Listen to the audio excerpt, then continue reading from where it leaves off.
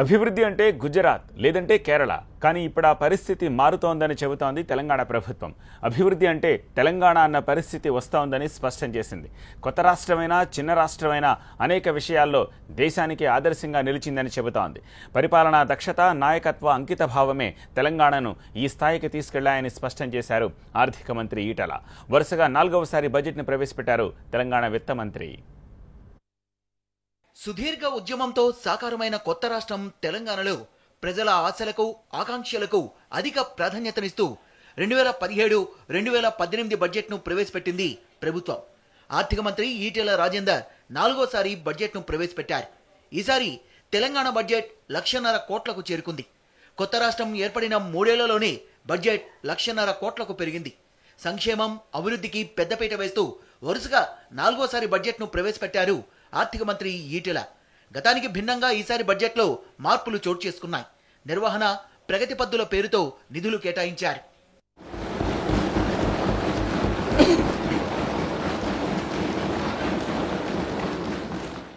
మొత్తం 1,49,646 కోట్లతో బడ్జెట్ను ప్రతిపాదించారు.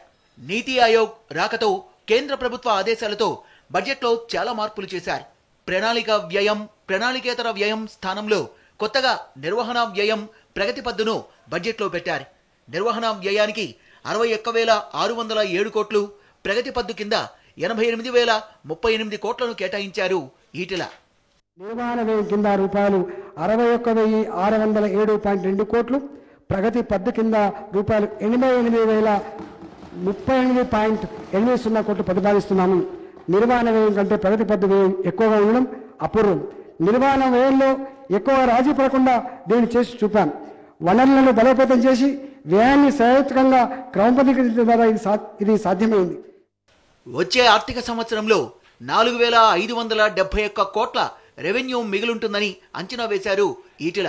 2016-2017లో సవరించిన అంచనాల ప్రకారం 199 కోట్ల రెవెన్యూ మిగులుందని పేర్కొన్నారు. 2017-2018లో 26,096 కోట్ల ద్రవ్యలోటు ఉంటుందని అంచనా వేశారు. అయితే గత 3 ఏళ్ల నుంచి ద్రవ్యలోటు పెరుగుతుండడంపై ఆందోళన వ్యక్తం చేస్తున్నాయి ప్రతిపక్షాలు.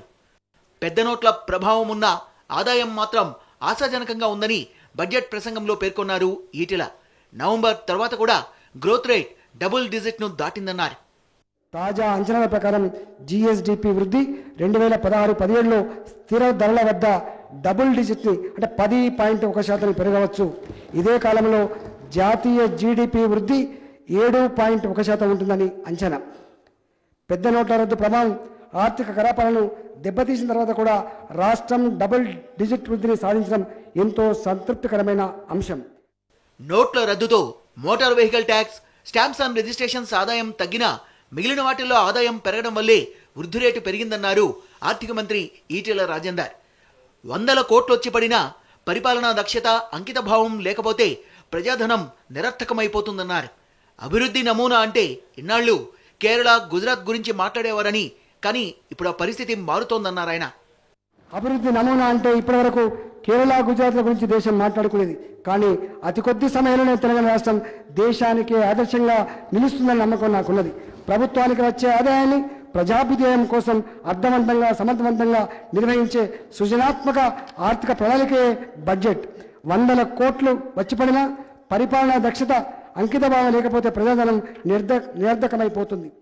మాటల్లోనే కాదు, చేతల్లోనూ తెలంగాణ నెంబర్ 1గా ఉందని గుర్తు చేశారు ఆర్థిక మంత్రి. ఇప్పటికే ఎన్నో అవార్డులు వచ్చాయని చెప్పారు.